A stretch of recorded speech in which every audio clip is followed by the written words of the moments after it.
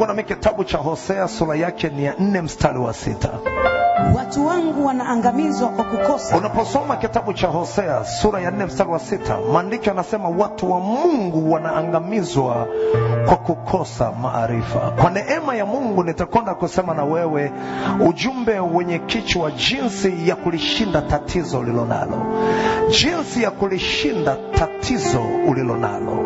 Ninapenda uelewe watu wengi wanapita kwenye matatizo na taabu mbalimbali na hawaoni kushinda. Hawajajua kwamba unahitaji maarifa ili ulishinde tatizo ulilonalo. Na wengi wameendelea kumalizwa, kuangamizwa na matatizo walionayo, si kwa sababu lile tatizo lina nguvu sana. Wengi wameendelea kuona kutoka kwenye taabu walizonazo, si kwa sababu lile tatizo lina nguvu sana, ila hawajajifunza kwa habari ya jinsi ya kulishinda tatizo ulilonalo. Hivyo nitasema na wewe ujumbe wenye kichwa jinsi ya kulishinda tatizo ulilonalo. Ninapenda uelewe wakati wote unapokuwa katika tatizo, yapo mambo lazima uyafanye ili uweze kulishinda lile tatizo ulilonalo. Twende tukayaangalia haya mambo, na ninamuomba Mungu akuwezeshe kuyafanyia kazi ili uone kutoka na kulishinda tatizo ulilonalo. Jambo la kwanza, wakati wote unapokuwa ndani ya tatizo na unataka kuona kulishinda lile tatizo, jambo la kwanza unalotakiwa kulifanya wakati wote unapokuwa ndani ya tatizo, kumbuka jinsi Mungu alivyokutetea na kukushindia matatizo uliyowahi kupita. Kumbuka sasa hivi upo ndani ya hilo tatizo ulilo ndani yake, lakini hili si tatizo la kwanza wewe kuwa ndani yake. Ulishawahi kuwa ndani ya tatizo fulani, ndani ya taabu fulani, na Mungu alikushindia. Wakati wowote unapokuwa ndani ya tatizo jingine kama hili ulilonalo sasa, unapotaka kulishinda tatizo hili, jifunze kukumbuka jinsi Mungu alivyokushindia tatizo lililowahi kukupata. Angalia na mimi kitabu cha Samueli wa kwanza. Samueli wa kwanza sura yake ni ya 17 mstari wa 33 mpaka wa 36. Maandiko yanasoma hivi. Sauli akamwambia Daudi. Maandiko yanasema Daudi alipokuwa anakabiliana na Goliati. Wale wasomaji wa Biblia wanafahamu kwamba kitabu cha Samueli wa kwanza sura ya 17 kinazungumzia habari ya Goliati alipoinuka katukana majeshi ya Mungu, yani wana wa Israeli. Alafu Daudi akainuka tayari kukabiliana na Goliati. Maandiko yanasema Daudi alisema, mimi nitakwenda kumpiga Goliati na kuondolea wana wa Israeli aibu hii. Na maneno ya Daudi yaliposikiwa, maandiko yanasema Daudi alipelekwa kwa Sauli ili apate kibali cha kumpiga au kibali cha kumkabili Goliati. Alipofika kwa Sauli na Sauli akamwangalia Daudi, maandiko yanasema Sauli alimwambia Daudi maneno haya. Soma tena kitabu cha Samueli wa kwanza 17:33 mpaka 36. Sauli akamwambia Daudi. Alipofika kwa Sauli, Sauli alimwambia Daudi, huwezi wewe kumwendea Mfilisti huyu, huwezi wewe kumwendea Mfilisti huyu pigane naye, maana wewe ukijana tu, maana wewe bado ni kijana tu, na huyu ni mtu wa vita tangu ujana wake. Na mtu huyu yani Goliath amekuwa mtu wa vita tangu ujana wake. Daudi akamwambia Sauli. Maandiko yanasema Daudi akamwambia Sauli, mtumishi wako alikuwa akichunga kondoo za baba yake. Mtumishi wako alikuwa anachunga kondoo za baba yake. Na alipokuwa akija simba au dubu, na kuna wakati simba au dubu alikuwa anakuja, akamkamata mwanakondoo, akakamata mwanakondoo wa lile kundi, mimi hutoka nikamfuata. Sikiliza, Daudi anamwambia Sauli, mimi nilikuwa natoka namfuata yule simba au namfuata yule dubu, nikampiga, ninamkamata yule simba au yule dubu na kumpiga, nikampokonya kinywani mwake, nikampokonya kinywani mwake yule simba au yule dubu kondoo aliyemkamata, na akinirukia. Alafu Daudi anamwambia Sauli, simba na dubu walikuwa wananirukia,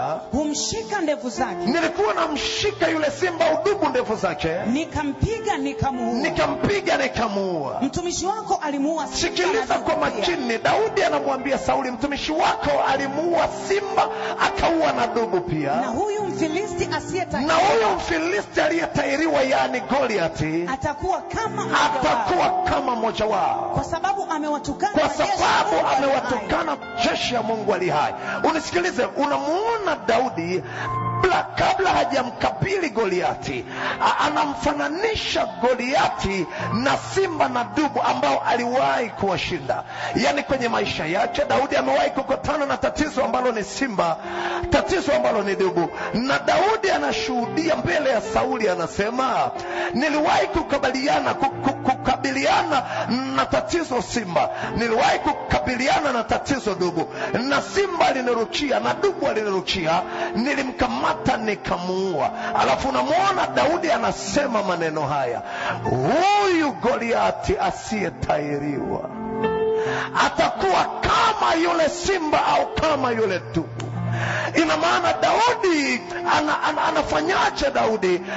Daudi anakumbuka jinsi Mungu alivyompigania na tatizo simba, jinsi Mungu alivyompigania na tatizo dubu. Alafu Daudi anakataa kumwogopa Goliati, anamfananisha Goliati na yule simba na yule dubu. Inawezekana unaponisikiliza kuna tatizo unapitia, lakini ulishawahi kuwa ndani ya tatizo fulani.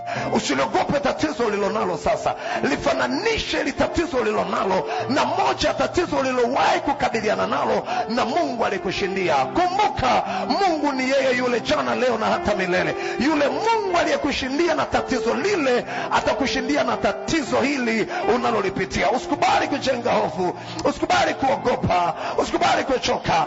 Fananisha leo hilo tatizo unalolipitia na lile tatizo ulilowahi kukabiliana nalo na Mungu alikupa kushinda. Hivyo njia ya kwanza ya kulishinda tatizo ulilonalo sasa, lifananishe basi hilo tatizo na moja ya tatizo ambalo uliwahi kukabiliana nalo na Mungu alikupa kushinda. Utakapokumbuka Mungu alishakushindia kwenye tatizo lile, basi fahamu hata katika tatizo hili Mungu yule yule atakushindia. Hilo ni jambo la kwanza unapotaka kulishinda tatizo unalokabiliana nalo. Jambo la pili unalotakiwa kufanya ili ushinde tatizo unalokabiliana nalo sasa, Samueli sura yake ni ya 17. Samueli wa kwanza moja, lifananishe na moja ya tatizo ulilowahi kupitia na Mungu alikupa kushinda. Lakini jambo la pili ni hilo hapo, Samueli wa kwanza sura ya 17 mstari wa 38 mpaka wa 40 na mstari wa 49 mpaka wa 50. Ndipo Sauli akamvika Daudi mavazi ya vita. Maandiko yanasema ndipo Sauli akamvika Daudi mavazi yake Sauli ya vita. Akamtia chepeo ya shaba kichwani, akamvalisha chepeo ya shaba kichwani pake, akamvika dirii, akapika dirii. Naye Daudi akajifunga upanga juu ya mavazi yake. Daudi akajifika upanga wa Sauli kwenye mavazi yake. Akajaribu kwenda, maandiko yanatuambia, maana alikuwa mwanzo hajavijaribu. Daudi akamwambia mara moja Sauli, siwezi kwenda na vitu hivi, maana sikuvijaribu. Basi Daudi akavivua. Akachukua fimbo yake mkononi. Mstari wa 49 mpaka wa 50 maandiko yanakuambia Daudi akachukua fimbo yake mkononi. Daudi akatia mkononi mwake mfukoni. Akatia mkono wake kwenye mfuko. Akatoa humo jiwe moja. Akalitupa kwa kombeo lake. Akampiga yule Mfilisti. Katika kipaji cha uso. Jiwe hilo likamwingia kipajini. Mfilisti kipajini. Akaanguka chini kifudifudi. Akadondoka chini kifudifudi. Hivyo Daudi akamshinda yule Mfilisti. Kwa kombeo na jiwe. Jambo la pili unapotaka kulishinda tatizo unalokabiliana nalo, jilinde sana na ushauri wa watu wengine wa jinsi ya kulishinda tatizo. Uwe mwangalifu sana ukitaka kushinda na ushauri wa watu wa jinsi ya kushinda tatizo ulilonalo. Ninapenda mtu wa Mungu unayenitazama ufahamu, wakati wote utakapokuwa ndani ya tatizo, kuna watu watainuka ili wakushauri, wakupe njia ya kushinda. uwe mwangalifu sana. Wakati Daudi anakabiliana na Goliath, maandiko yanasema Sauli aliinuka, na Sauli alimpa ushauri, alimpa njia Daudi ya jinsi ya kushinda tatizo alilonalo. Maandiko yanasema Sauli alimvika Daudi magwanda yake ya vita, mavazi yake ya vita, akampa upanga wake, ngao yake na chepeo yake. Lakini unaona kwa makini kwa nini Daudi alimshinda Goliathi. Maandiko yanakuambia Daudi alivua vile vitu alivyopewa na Sauli, ikiwa na maana Daudi alikataa ushauri wa Sauli. Maandiko yanakuonyesha Daudi alipovivua, alichukua fimbo yake na mawe yake aliyoyaokota mtoni, na kwa jiwe na kombeo lake Daudi alimpiga Goliathi, alimshinda Goliathi. Hivyo Daudi hakushinda tatizo alilonalo ambalo ni Goliathi kwa upanga, ngao, chepeo na mavazi ya vita. Mungu hakuwa pale. Daudi alimshinda Goliathi kwa kombeo na kwa jiwe. Hivyo siri ya Daudi kumshinda Goliathi haikuwa ndani ya mavazi, upanga, ngao. No, siri ilikuwa ndani ya kombeo na jiwe. Daudi angesikiliza ushauri wa Sauli, amkabili Goliathi na upanga na ngao na chepeo, Daudi angepoteza, angeshindwa na lile tatizo. Lakini Daudi alimsikia Mungu vizuri, akakataa ushauri wa Sauli, akakubali kumsikiliza Mungu, akamkabili Goliathi kwa upanga. Nono, alimkabili kwa jiwe na kwa kombeo. Na baada ya kumkabili kwa vitu hivi, maandiko yanakuonyesha Daudi akashinda. Watu wengi wanapoteza, wanashindwa na matatizo alionayo kwa sababu wamekubali kusikiliza ushauri wa watu wengine. Jilinde sana na ushauri utakaopewa na watu wakati wote unapokabiliana na tatizo ulilonalo. Na uelewe siku zote unapokuwa unakabiliana na tatizo, watainuka watu watakushauri. Kataa kwenda na ushauri wao, rejelea kwa Bwana. Mwache Mungu akuonyeshe ni kwa namna gani utashinda, kama ambavyo Daudi alivua mavazi ya Sauli akamkabili Goliathi kwa kombeo na kwa jiwe. Na maandiko yanakuonyesha Daudi alishinda kwa sababu alikataa ushauri wa waliomshauri, akakubali Mungu awe mshauri wake, Mungu amuonyeshe, amwelekeze namna ya kushinda, na Daudi akashinda. Jambo la tatu ili kushinda tatizo lilonalo, angalia nami kitabu cha Mwanzo sura 27 mstari wa 41 mpaka 43. Mwanzo 27:41 mpaka 43 na Mwanzo 33 mstari wa kwanza. Esau akamchukia Yakobo kwa ajili ya ule mbaraka. Maandiko yanasema baada ya Yakobo kuchukua mbaraka wa kakake Esau akamchukia ndugu yake Yakobo kwa ajili ya ule mbaraka babaye aliyombarikia. Baba yake aliyombarikia. Esau akasema moyoni mwake, siku za kumlilia baba yangu zinakaribia. Siku za kumlilia baba yangu zinakaribia. Ndipo nitakapomuua ndugu yangu Yakobo. Rebeka akaarifiwa maneno ya Esau. Maandiko yanasema Rebeka akaarifiwa maneno ya Esau mwanae mkubwa. Akapeleka mtu kumuita Yakobo. Akapeleka haraka Esau mtu amuite Yakobo, mwanae mdogo. Akamwambia mwanae, tazama, katika habari zako Esau ndugu yako anajifariji moyoni mwake, maana anakusudia kukuua. Na sasa mwanangu, sikia sauti yangu, uondoke ukimbilie kwa Labani. Ndugu yangu uko Harani. Unisikilize, unapotaka kushinda tatizo, jambo la tatu litakalokusaidia kulishinda tatizo unalopitia, daima usilikimbie tatizo. Unapotaka kulishinda tatizo unalopitia, daima usikubali kulikimbia au kuliairisha tatizo ulilonalo. Wakati wote unapokutana na tatizo, kubali kulikabili lile tatizo. Usifanye hata wakati mmoja kosa la kuairisha kulikabili tatizo ulilonalo au kulikimbia tatizo ulilonalo. Hautalimaliza tatizo ulilonalo kwa kulikimbia. Hautamaliza tatizo ulilonalo kwa kuairisha kulikabili. Wakati wote unapokutana na tatizo, likabili lile tatizo. Unaona Yakobo anakutana na tatizo, yani Esau, baada ya yeye Yakobo kumzunguka kumgeuka kaka yake na kwenda kuchukua baraka kwa baba yao Isaka. Maandiko anasema Esau akaapa moyoni mwake kwamba atamuua Yakobo siku atakayokuwa anamzika baba yao Isaka. Na Rebeka mama yao aliposikia, alimuita mtoto wake Yakobo, na huu ndio ushauri wa Rebeka kwa mwanae: mwanangu, kimbia. Na unapoendelea kusoma maandiko, Yakobo akakimbia. Yakobo alipokimbia hakumaliza tatizo.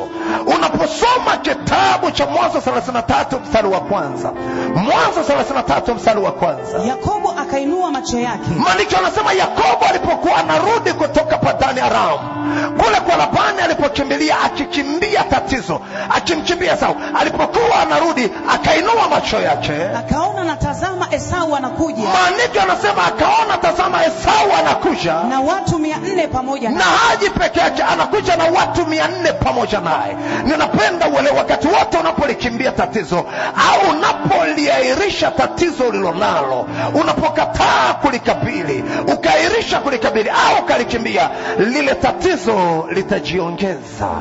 Yakobo alimkimbia Esau peke yake, lakini leo anaporudi anakabiliana na Esau na watu 400 pamoja naye. Alimkimbia Esau peke yake, leo anakabiliana na watu 401, yani watu 400 pamoja na Esau. Wakati mara ya kwanza angelikabili ile tatizo, angemkabili Esau, alikuwa anamkabili mtu mmoja peke yake, lakini kwa sababu alikimbia, aliairisha, amejikuta lile tatizo limeongezeka, limeongeza uwezo, limejiongeza nguvu, anakabiliana na watu 401. Mtu wa Mungu, wakati wote ukitaka kulishinda tatizo ulilonalo, jifunze kukataa kuairisha au kulikimbia tatizo ulilonalo. Wakati wote linapoinuka tatizo, usiairishe, mara moja likabili. Linapoinuka tatizo, usikubali kulikimbia, mara moja kabiliana nalo, na Mungu ninayemhubiri kwako atakupa uwezo wa kulishinda hilo tatizo kwa jina la Yesu aliye hai. Ni kwa sababu ukiairisha kulikabili, ukilikimbia hilo tatizo, nimekuambia litajiongeza uwezo, litajiongeza nguvu, na utakuwa na kazi kubwa kuliko ungelikabili pale mwanzo. Watu wengi wamekuwa na tabia kukimbia matatizo walionayo, na wakasababisha ile matatizo yajiongeze nguvu na uwezo, na ikawa taabu sana kwao kuyamaliza ile matatizo. Hivyo jambo la tatu, ili ulimalize, ulishinda tatizo ulilonalo, usikubali kuliairisha, usikubali kulikimbia. Linapoinuka, mara moja kwa msaada wa Mungu, kabili hilo tatizo na utaona kushinda. Lakini jambo la 4 na la mwisho, jinsi ya kulishinda tatizo ulilonalo, jambo la 4 na la mwisho, angalia na mimi kitabu cha Samueli wa kwanza, sura yake ni ya 17 mstari wa 45 mpaka 47. Samueli wa kwanza 17 45 mpaka 47. Samueli wa kwanza 17 mstari wa 45 mpaka wa 47. Ndipo Daudi akamwambia yule Mfilisti. Maandiko yanasema ndipo Daudi alipokuwa anamkabili Goliati, akamwambia Goliati, wewe unanijia mimi kwa upanga na fumo. Wewe Goliati ambaye ni tatizo, unanijia mimi kwa upanga na fumo na mkuki.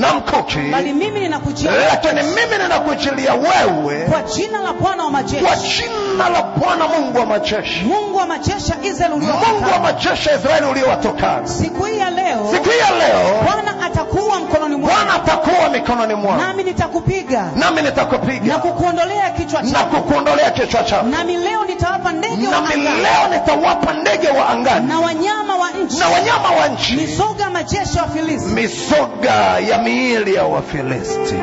Jambo la 4 ili kulishinda tatizo ulilonalo, wakati wowote unapokabiliana na tatizo, jifundishe kukiri ushindi. Unapokabiliana na hilo tatizo, jifunze kukiri ushindi. Usikubali kuliogopa hilo tatizo. Wakati wote unapolikabili hilo tatizo, ili ulishinde, jifunze kukiri ushindi. Jifunze kutamka kwamba utalishinda hilo tatizo. Watu wengi wanashindwa na matatizo walionayo, matatizo wanayopitia, kwa sababu wanapopatwa na matatizo wananyamaza mno. Hawakufundishwa siri hii kwamba ili ulishinde tatizo ulilonalo, ni lazima uachilie ukiri, ni lazima utamke kushinda.